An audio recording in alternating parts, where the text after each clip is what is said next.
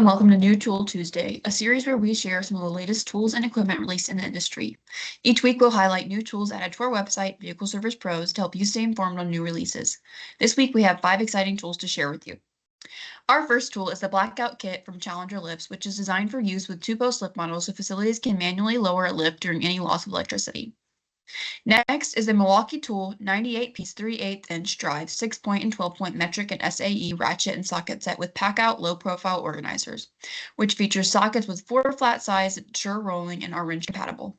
Our third tool is the Atomic 20-volt max 4-inch angle grinder from DeWalt, which is the company's first cordless 4-inch angle grinder compatible with standard 4-inch by 3/8-inch and 4-inch by 5/8-inch accessories.